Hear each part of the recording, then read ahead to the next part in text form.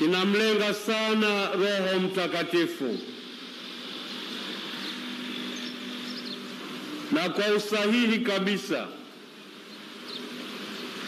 kwa sababu Roho ndiye nguvu, uhai na dira ya kanisa. Kama tulivyosikia katika Injili, kabla ya mateso yake, Yesu aliwaahidia mitume Roho Mtakatifu. Pamoja na kupewa ahadi hiyo, walipomwona Yesu amekamatwa, akateswa na kuuawa kifo cha aibu, walivunjika moyo. Hakika walisambaratika. Walisahau kwamba aliwaahidia kuwa atafufuka. Walisahau ushuhuda walioagizwa wakautoe. Lakini walipompokea Roho Mtakatifu, mambo yalibadilika. Katika somo la kwanza kutoka kitabu cha Matendo ya Mitume, tumesikia juu ya Pentekoste. Wengine husema kwamba Pentekoste ndio siku ya kuzaliwa kwa kanisa, lakini mimi napenda kuifafanua kama siku ambapo utume wa kanisa umeanza rasmi. Nao mitume wakisukumwa na Roho Mtakatifu waliushinda woga, wakaushinda ubaridi, wakashinda kutokujua, wakatoka na kwenda kutangaza habari za Kristo aliyeteswa, aliyekufa, aliyefufuka. Katika somo la kwanza tumesikia kwamba Roho Mtakatifu aliwashukia kwa sura ya ndimi za moto, na kwa nguvu ya Roho Mtakatifu wakatoka wakaenda kuhubiri. Wamehubiri matendo makuu ya Mungu. Na huo, ndugu zangu, ni wito wa kila mbatizwa, kuyatangaza matendo makuu ya Mungu. Na tendo kuu la Mungu tunalotumwa tukatangazwe ni fumbo la Pasaka,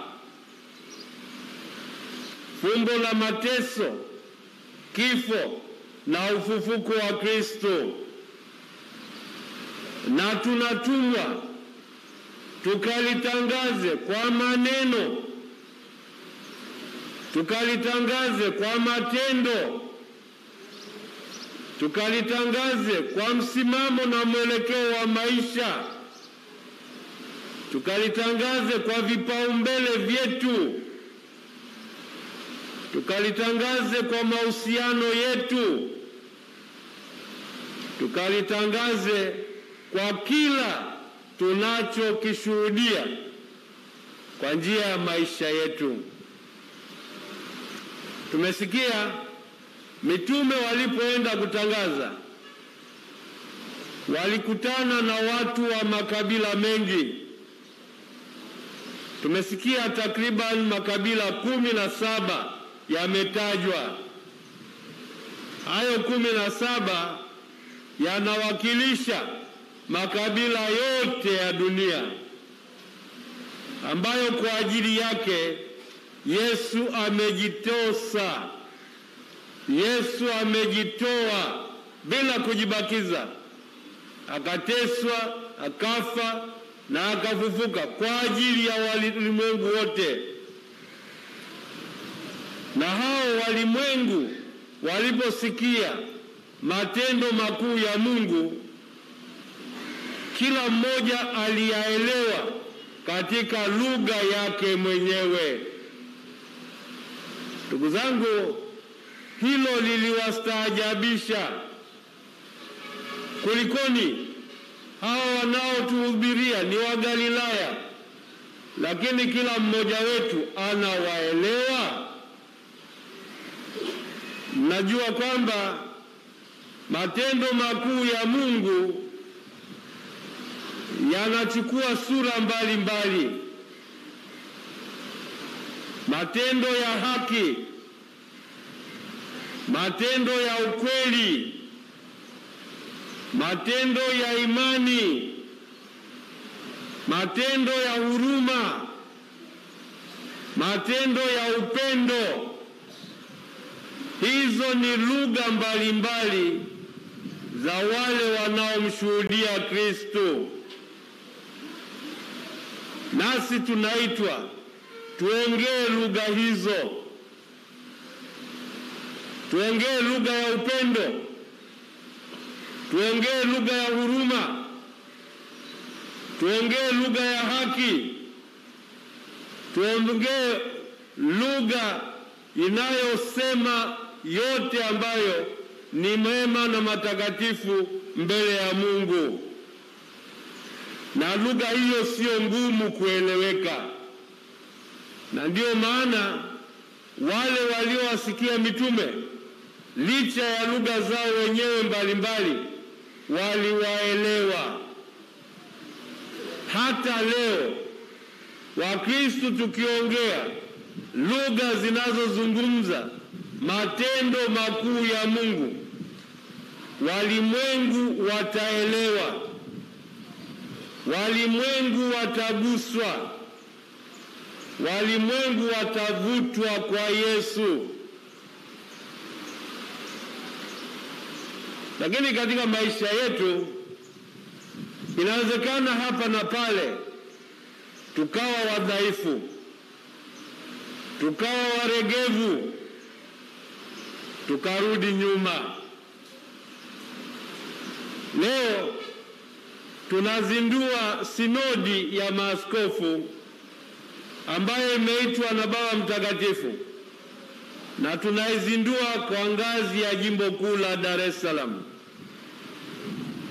Sinodi hii ambayo kauli mbiu yake ni hii: kanisa la kisinodi, ushirika, ushiriki na umisionari, ni fursa nyingine ya kutukumbusha yale ambayo yanatupasa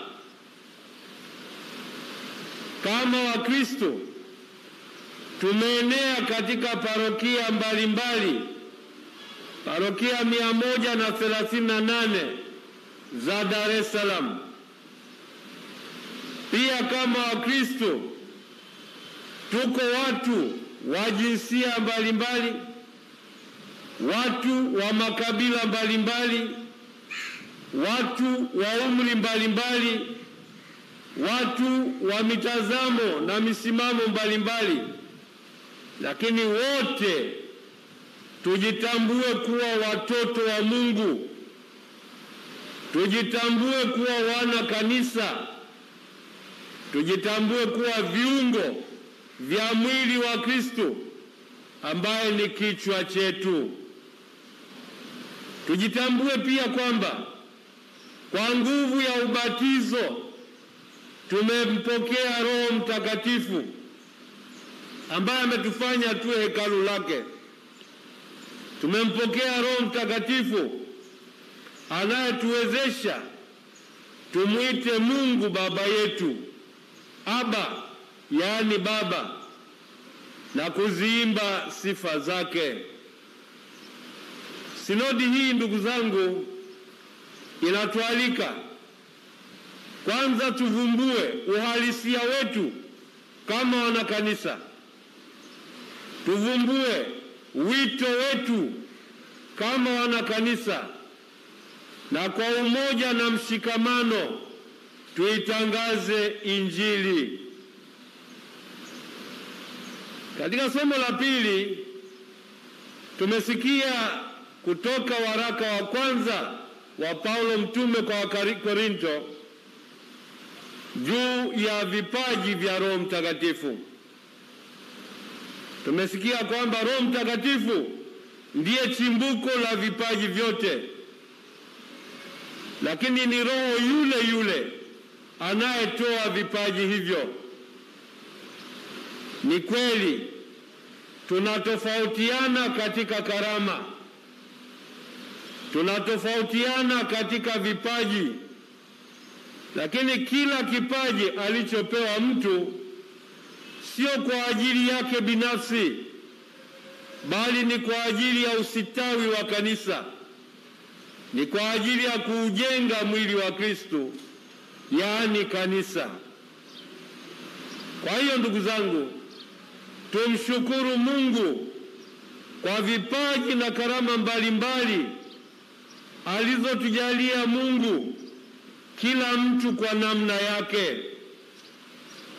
Tutambue vipaji hivyo, tuvipalilie vipaji hivyo, na tuvitumie vipaji hivyo kwa ajili ya kuujenga ufalme wa Mungu.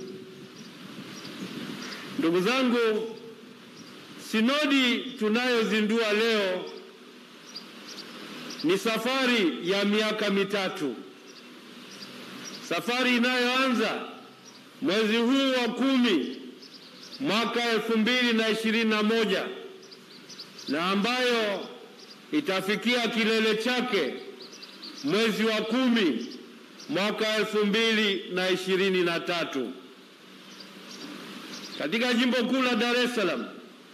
Kama mlivyoelezwa katika utangulizi aliotoa Baba Askofu Msomba, tumeshaanza kwa kuunda jopo la kuhamasisha.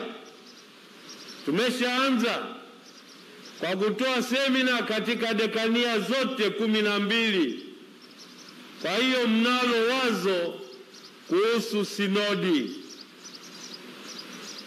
Kuna wanaonipelekea message wakiuliza maswali kama hivi, kwa nini sinodi ya maaskofu? Ndugu zangu, hilo sitalijibu leo. Manake jopo la sinodi litaendelea kufanya kazi kati yenu na pamoja nanyi, likijibu maswali yenu, likichukua mawazo yenu, likipokea ushiriki wenu katika mwendo wa sinodi.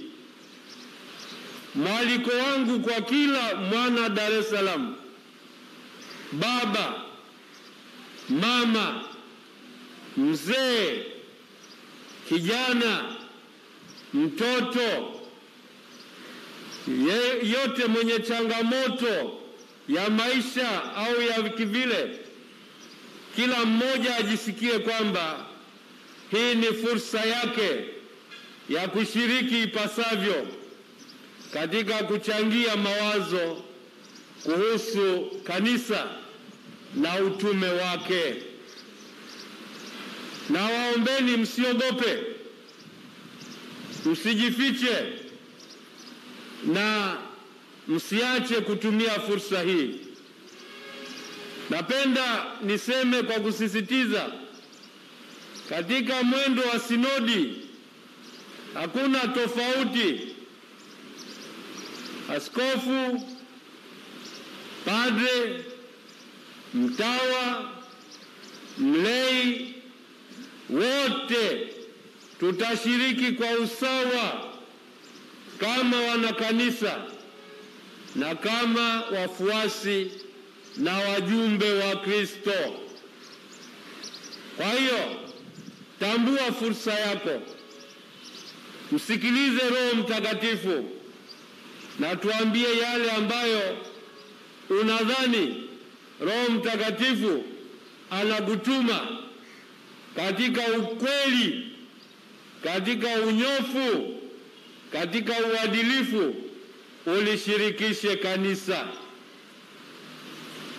Na unaposhirikisha, shirikisha kwa unyofu, shirikisha kwa unyenyekevu. Usishirikishe kama mtu ambaye ndiye peke yako tu umepewa ukweli wote. Maana wako na wa hivyo pia. Ukidhani kwamba ni wewe tu unapewa ufunuo, unaanza kusema sasa mimi nimefunuliwa hivi, kwa hiyo na waagiza fanyeni vile. Hapana. Sema kile ambacho Roho anakutuma useme, katika unyofu, katika ukweli, katika unyenyekevu, na katika imani safi na takatifu ya Kikatoliki. Katika somo la Injili, Bwana Yesu amewaambia mitume anayo bado mengi ya kuwafundisha. Na hilo ndilo Yesu analotuambia katika safari ya sinodi. Yesu anayo mengi ya kutufundisha. Tukimsikiliza kwa pamoja, tukimsikiliza kwa imani, tukimsikiliza kwa unyofu, tukimsikiliza kwa fadhila na utii, na tukimsikiliza kwa lengo la kukua katika imani na matumaini ya watu wa Mungu. Basi tuikabili sinodi kwa mtazamo huo, na Roho Mtakatifu tunayemuomba katika misa hii atuangaze, atuongoze na kutufundisha. Amani ya Kristo iwe nanyi.